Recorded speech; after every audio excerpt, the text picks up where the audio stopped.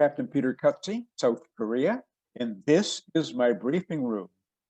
So we're following along in our sequence. We're now coming up to the before start procedure.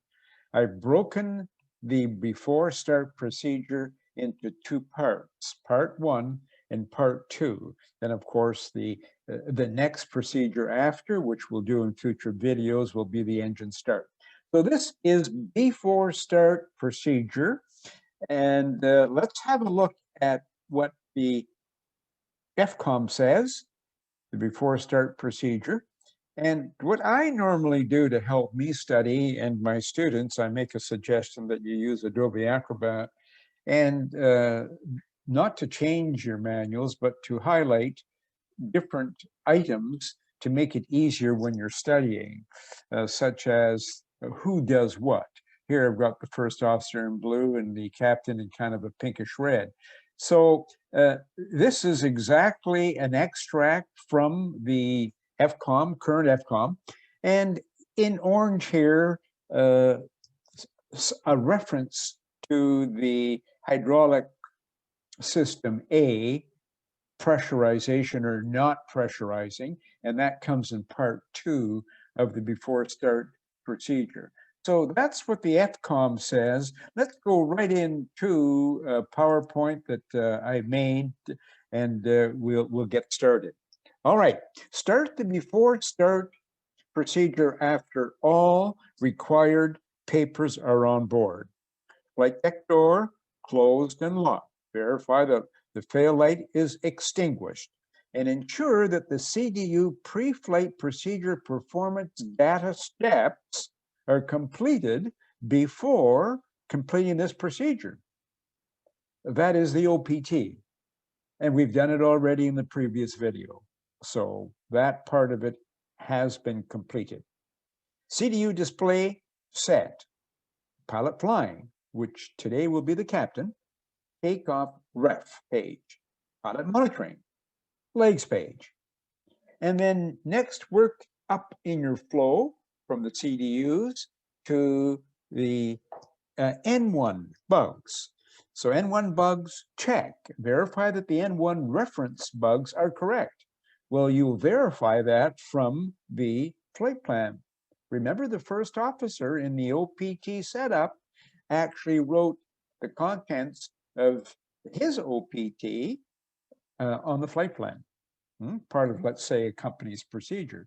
And the captain verified it. So we know that those numbers are correct. And then the IAS bugs set. So you'll look at both the PFDs. So you've come up through the center, and then you've gone across the top in the form of a T. And on the MCP, the captain sets from left to right, auto throttle arm switch armed, IAS Mach selector set V2, VNAV armed, LNAV armed as needed, and initial heading set. That's normally the runway track, and initial altitude set. Now, remember what my comments were with respect to that. Taxi takeoff briefings complete. So that's the next part in the sequence. Now, when you get your ATC clearance, you follow your company SOPs, and it's normally 10 minutes before startup, but at certain airports, you have to start on sooner, or at least call up for your clearance sooner. You follow the actual procedures that you're requested to do. So let's say for this briefing, we haven't done we haven't received the ATC clearance yet.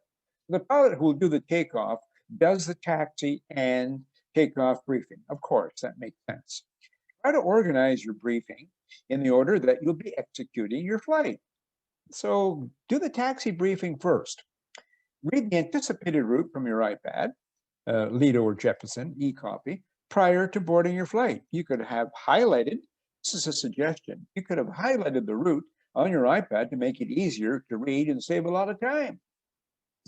You've got that feature on your iPad, whether you're using Lido or JEPU, you can do that. And that will save a tremendous amount of time. You don't want to be highlighting stuff on the flight deck. You don't have time. You've only got 30 minutes. from the time you board the airplane till you actually push back and start. So that's a suggestion. Let's go on to the next slide here.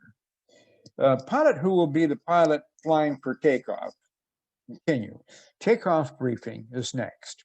Read the ATC anticipated route from the gray tab in Lido or from the respective SID departure chart in JetView. May I suggest that the proposed pilot monitoring for takeoff, in this case will be the first officer, follow through the read-off route on his legs page. What should be read are the waypoints and associated speed, altitude restrictions according to the SID departure. That's what you're doing here. You've loaded the route.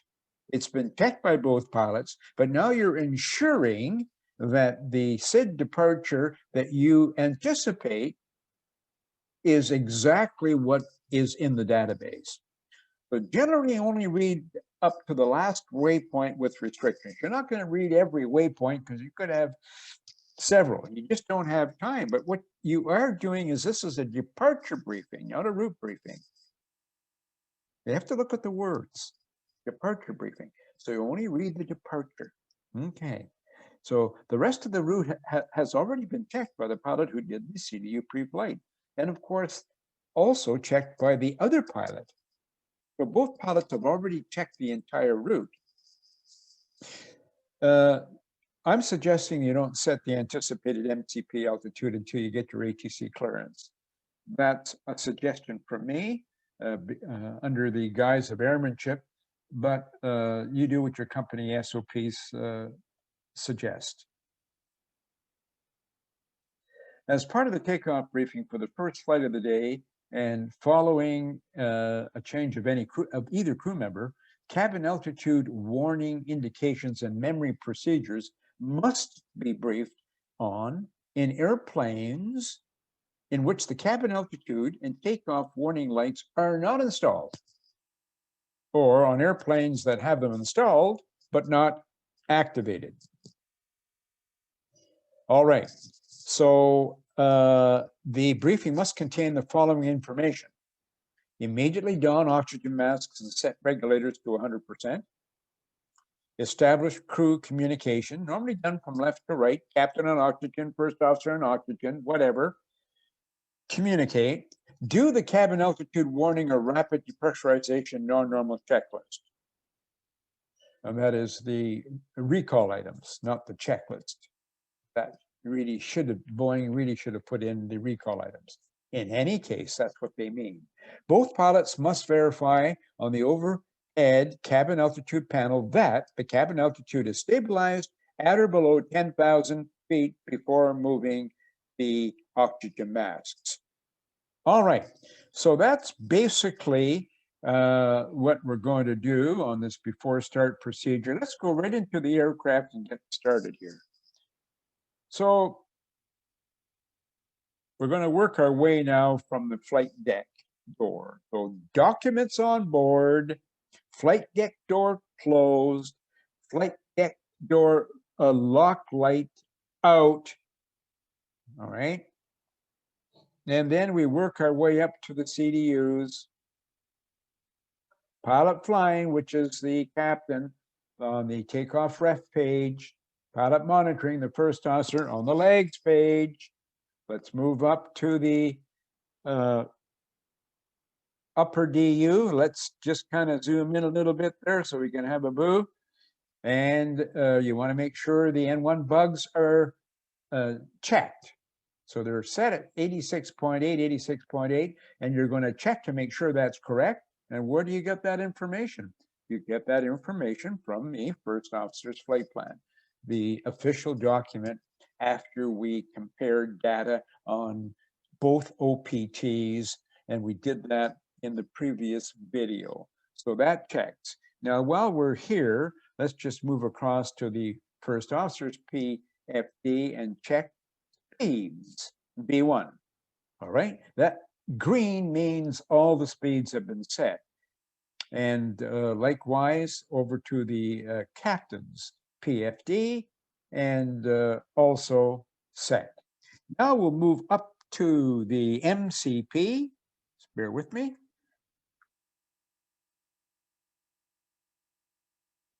And we'll zoom in a little bit there.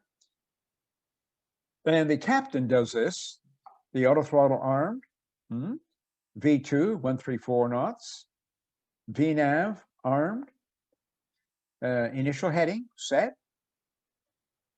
and LNAV armed as required, and in this case it's required, and the altitude, initial altitude set. We don't have it yet, and we talked about this already. So that's it. This is part one of the before start procedure. I'm going to try to keep these videos down to a minimum. The next is part two, and we'll get into that in the next video. So I hope you've enjoyed this. I hope it's helping you. See you in part two of the before start procedure. Thank you.